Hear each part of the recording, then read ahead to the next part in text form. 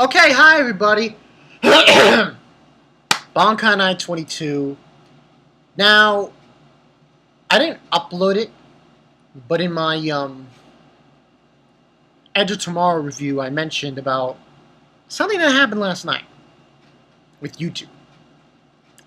Now, to my surprise, I was really shocked by what occurred the next day. I lost. Think about this. This really just 52 subs. Think about that. And you know what I got back? 59. According to Social Blade. But Social Blade is not very accurate. So, what does this mean? I have 4,000. Took me longer to get to 4,000 than to get. I mean, it does, I don't give a fuck. But, because last time when it took me to get to 3,000 was 6 months. This time it took me 8 months.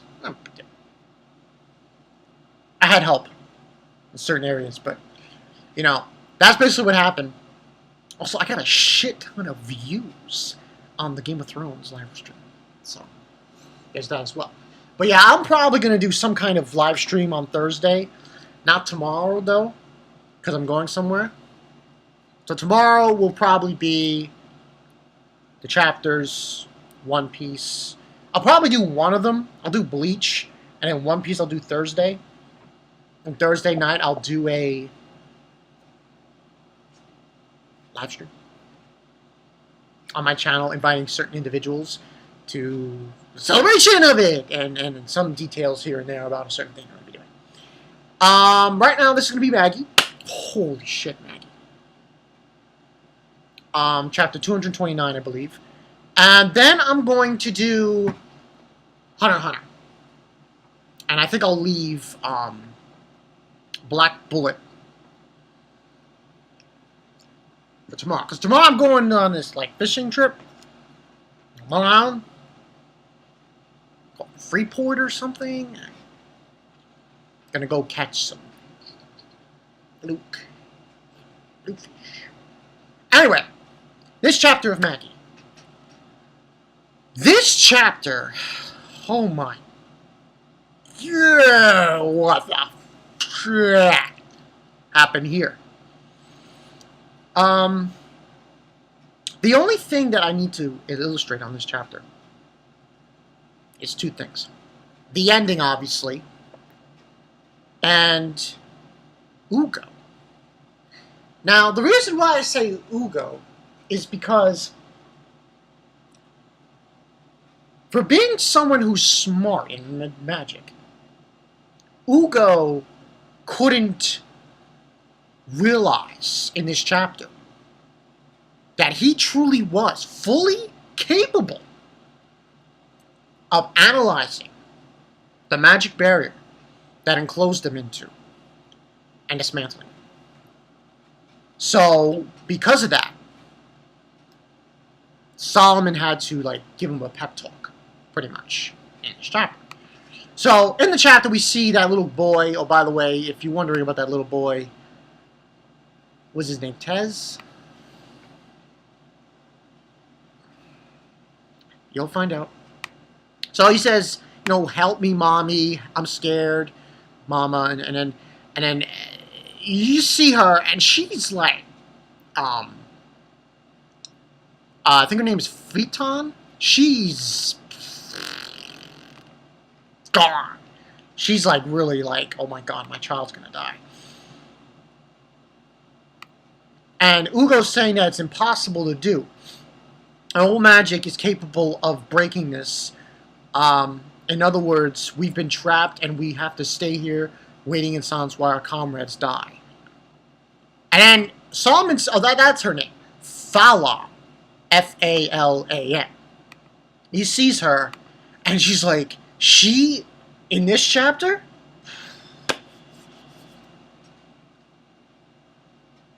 I just shook my head. So we see that she's like, falling down, and it's not good. And she's like, Tez, he's already dead, and she's freaking out. And he's like, your son is alive. I will save him no matter what. And Solomon's trying his best to get everyone to like hope again. Ugo can't fathom. He literally cannot fathom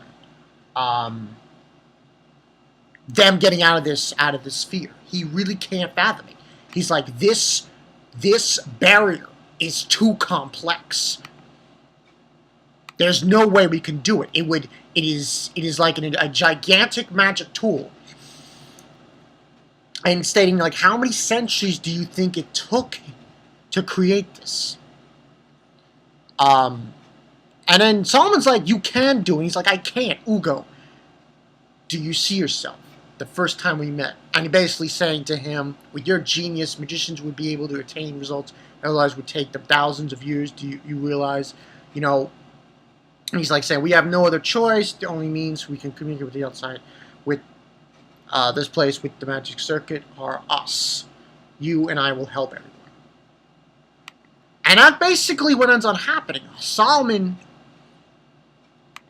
pep talks Ugo into looking at the sphere, the barrier. Oh, by the way, that noise you hear is probably package.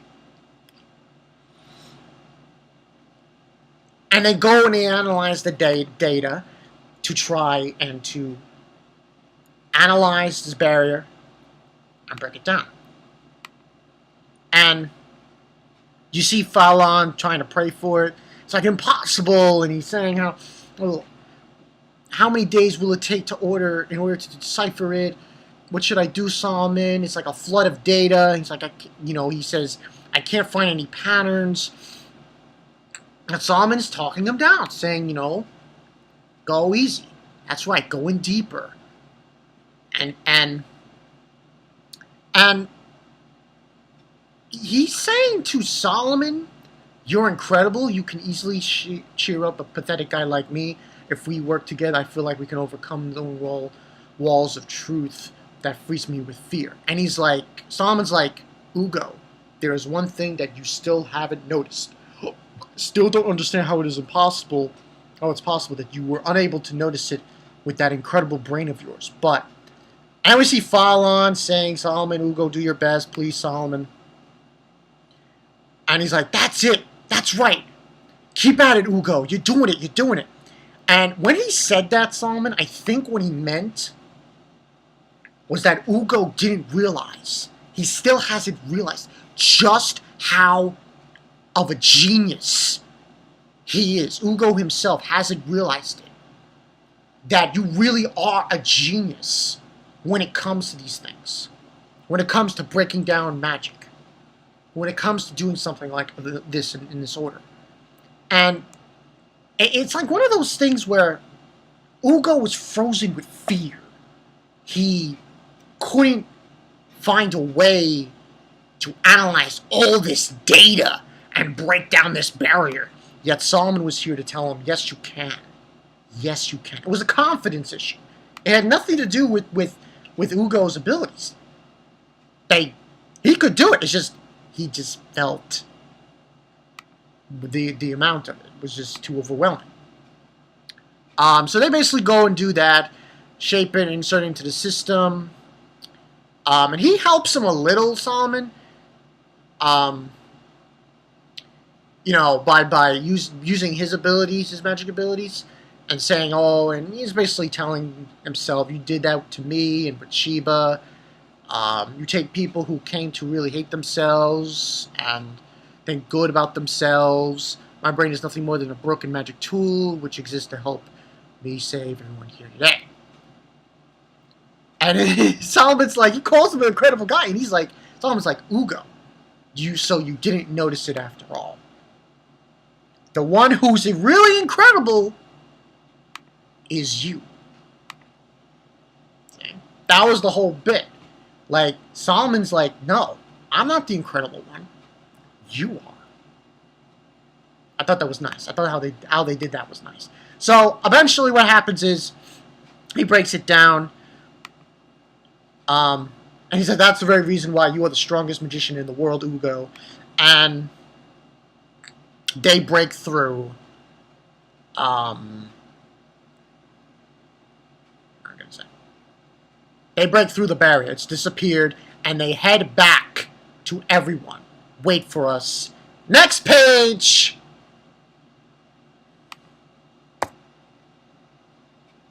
Want me to tell you what happened? Annihilated. Just annihilated. Now I should mention, not Tez, the other one. That guy's brother, he was there. And even that was, it was a simple fact that they should have left more people behind to help. Because almost everyone went with them. Sheba, if Sheba had stayed, hell, even if Arba had stayed, they could have probably taken them out. But instead, everyone is dead. It is just... And then you see Tez, Fallon's son, says, Mama! And he's like, nothing. He's blackened. And I'm just like... He says, Mama, Papa, I'm so scared. It's so hot. Help me. And he just... And then you see that guy's brother, and she's like, and the mother fell on, she's like, Des, no, why did this happen? This is impossible, Des. And everyone is dead. And it says a cry in the silence, and then... Now, you see everyone's reaction? Like Ugo and everyone? This was fucked up. And this was probably shock value. That's what people were saying in the comment section. They said, oh, it was just to use it to make people hate David more. Regardless, this was just something to state, to show us the early beginnings, I would say. Now, this is nowhere near enough, I would say, for Altharman to be created. No. Now, what might happen later, though, David. Now, I don't know if Elder David was responsible specifically in creating Altharman, but with her losing her son, Fallon, they're on the road. They're on the road to... That was fucked up. This was probably the most fucked upest thing I've seen in a good long while. At least in Magi. Because that was the fucking equivalent of a hydrogen bomb. I'm dead serious when I say that. Because you see everyone, they're blackened. Their skin is blackened. It's like a volcano exploded. A nuclear bomb went off. That's what that was like. And it was just so... It really was. And this is nowhere near... I still think no. No, this is nowhere near. Because see, here's the thing. Solomon did everything. He did everything. He really did. You can't really blame him here. He was coaching Ugo. They destroyed the barrier. They went through. Everyone's dead. So who do you blame? You blame Elder David. I mean, I think, personally, Sheba should stay. If Sheba had stayed, and maybe Arba had stayed, then maybe this wouldn't have happened. But it did, and it's fucked up. Elder David is probably going to get the most brutalizing death. Hopefully he gets what's going to him, because what he did was fucked up. And I would say crucifixion. Crucify his ass crucify him, and then burn him, and then put acid on him. I think that qualifies for what he did here. Crucified, burning at the stake, and throw acid on his body. But I don't know if they have acid during this time. But overall, 5 out of 5 for this one. I like it for several reasons. Like I said, for 2 reasons. The after effects at the end, and the thing in the middle with Ugo. I thought, so Ugo was like, so quick with fear that he didn't realize at that moment, you are Ugo. You are the strongest magician. You can do this. Solomon had to tell him that. He didn't realize it. Wow. You know? But that's the story there. Bankai 922, 5 out of 5 for this one. I can only imagine what the fuck they're going to do to David. They're going to want to fucking kill him. Like, it's not even going to be a slow death, quick death. It's going to be a painful death for him when they get their hands on him. I'm Bankai 922. I will see you guys later. Like I said, live stream Thursday. That's what it looks like. I'll see you guys later. Peace.